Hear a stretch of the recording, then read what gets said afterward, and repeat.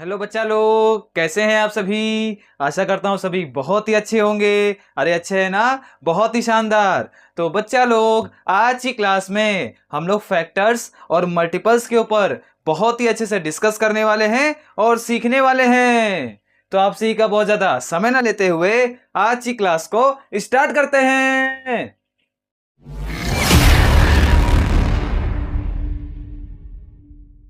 तो बच्चा लोग, आप सभी हेडिंग डालेंगे फैक्टर्स एंड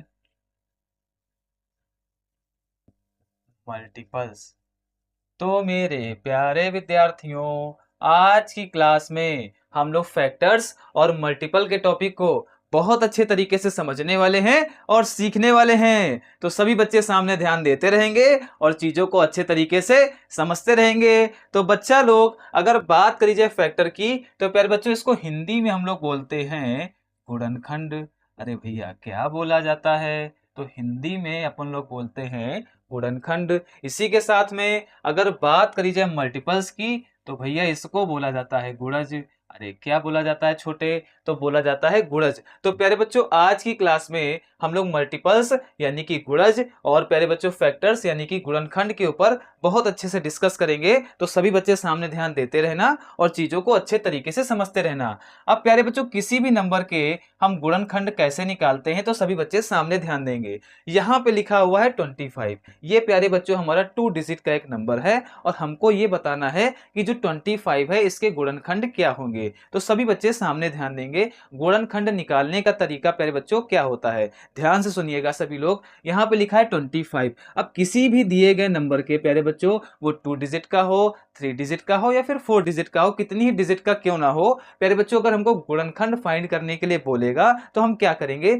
सबसे पहले प्यारे बच्चों हम लोग 1 2 3 से इसको डिवाइड करना शुरू करेंगे। क्या करना शुरू करेंगे? डिवाइड करना। और प्यारे बच्चों, वो नंबर हम लिख लेंगे यहाँ पे जिससे ये दिया गया नंबर पूरा पूरा विभाज्य हो जाए, यानी डिविजिबल हो जाए, यानी कि प्यारे बच्चों जो रिमाइंडर है वो हमारा 0 आ जाए। तो प्यारे बच्चों वो जो नंबर होंगे वो इसके क्या होंगे? फैक्टर होंगे। ये तो हो गई प्यारे बच्चों मैथमेटिक्स की बात। अब इसको इजी भाषा में समझते हैं। तो कहने का मतलब यह है कि 25 प्यारे बच्चों जिन जिन टेबल्स में आता है, मतलब जिन नंबर्स की टेबल में आता है, वही प्यारे बच्चों क्या होंगे? इसके गुणनखंड होंगे। सभी बच्चे सामने ध्यान देंगे कैसे।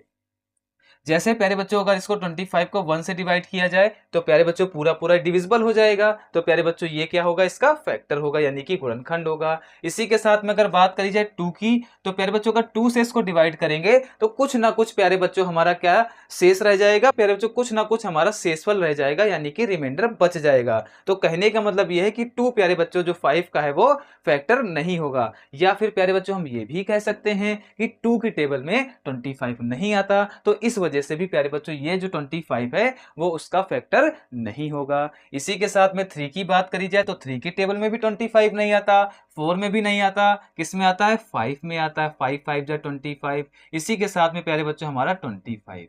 तो प्यारे बच्चों, अगर बात करी जाए 25 के फैक्टर की, तो प्यारे बच्चों उसके 3 फैक्टर होंगे। कौन कौन से भैया? 1 5 और 25। यानी कि कहने का मतलब यह है कि प्यारे बच्चों यही 3 हमारे ऐसे नंबर हैं जिससे इस नंबर को डिवाइड करें तो रिमाइंडर हमारा 0 आएगा। और प्यारे बच्चों अगर रिमाइंडर 0 आएगा तो भाई प्यारे बच्चों ये जो नंबर्स हमने लिखे हैं ये क्या हैं? इस दिए गए नंबर के फैक्टर हैं। और बच्चा लोग, जो मैंने दूसरी आपको बात बताई, यानी 1 5 और 25 ऐसे नंबर हैं जिनमें प्यारे बच्चों ये आता है, और प्यारे बच्चों कोई भी ऐसा नंबर नहीं जिसमें 25 आता हो। तो कहने का मतलब यह है कि 1 5 25 प्यारे बच्चों किसके फैक्टर होंगे? 25 के होंगे। आई होप आप सभी को ये एग्जाम्पल बहुत बेहतर तरीके से समझ में आ गया होगा। अब बात करते हैं सेकंड एग्जाम्पल की। तो सभी सामने ध्यान देंगे, यहां पे लिखा हुआ है 24। भैया क्या लिखा हुआ है? तो लिखा हुआ है 24। ये प्यारे बच्चों एक से पूरी तरीके से डिविजिबल हो जाए, कोई भी प्यारे बच्चों नंबर हो वो एक से तो पूर्णतः जो है डिविजिबल हो ही जाता है। इसके बाद प्यारे बच्चों ये 2 से डिविजिबल होगा। अब भैया डिविजिबिलिटी रूल जो है, मैंने 2 से लेकर आपको हर एक नंबर का प्यारे बच्चों डिविजिबिलिटी रूल बहुत अच्छे तरीके से बता रखा है। अगर प्यारे बच्चों अभी तक आपने वो क्लासेस नहीं देखी तो वो क्लासेस आप लोग बहुत अच्छे तरीके से देख लेंगे। तो प्यारे बच्चों ये जो मैं चीजें आपको बता रहा हूं, अब चुटकी में प्यारे बच्चों इनको सॉल्व कर पाएंगे। तो प्यारे बच्चों 2 की डिविजिबिलिटी रूल क्या कहती है कि किसी भी नंबर की यूनिट डिजिट 0 2 4 6 8 हो तो दिया गया नंबर हमारा 2 से डिविजिबल हो जाएगा। तो बच्चा लोग यहाँ पे 4 है तो 2 से डिविजिबल हो गया। इसी के साथ में प्यारे बच्चों 3 से भी ये डिविजिबल हो जाएगा, यानी कि प्यारे बच्चों 24 जो है वो 3 की टेबल में आता है, तो 3 क्या होगा इसके प्यारे बच्चों फैक्टर होगा। इसी के साथ में 4 भी प्यारे बच्चों हो जाएगा, और प्यारे बच्चों 6 हो जाएगा, 8 भी प्यारे बच्चों हो जाएगा। इसी के साथ में अगर बात करी जाए तो प्यारे बच्चों हमारा हो जाएगा 8 हो गया। इसी के साथ में प्यारे बच्चों हमारा हो जाएगा 12, और प्यारे बच्चों 24 स्वयं हो जाएगा। तो कहने का मतलब ये है कि प्यारे बच्चों जो 24 है वो 1 की टेबल, 2, 3, 4, 6, 8, 12 और 24 इन सभी की टेबल में आता है। तो प्यारे बच्चों ये जो नंबर्स लिखे हुए हैं ये 24 के क्या होंगे, फैक्टर्स होंगे। आई होप आप सभी को गुणनखंड बहुत बेहतर तरीके से समझ में आ गया होगा। अरे आ गया ना, बोलते रहो सारे के सारे। तो प्यारे बच्चों ये तो कहानी हो गई गुणनखंड की। अब हम लोग दूसरी कहानी जो पढ़ने वाले हैं वो पढ़ने वाले हैं मल्टीपल्स की, यानी कि गुणज की। अब गुणज का खेल थोड़ा सा दूसरा होता है, सभी सामने ध्यान देंगे गुणज क्या होते हैं, तो सभी बच्चे सामने दिमाग कंसंट्रेट करेंगे और चीजों को अच्छे तरीके से सीखते रहेंगे। तो प्यारे बच्चों यहाँ पे लिखा है मल्टीपल्स यानी कि गुणज। अब प्यारे बच्चों मान लिया आपसे पूछा गया है 8 के गुणज बताइए, भैया 8 के गुणज बताइए, तो क्या करेंगे 8 की ही टेबल पढ़ देंगे। 8 बन जा प्यारे बच्चों कितना होगा, 8 हो जाएगा, 8 हो जाएगा। 8 टू जा कितना होगा, 16 होगा।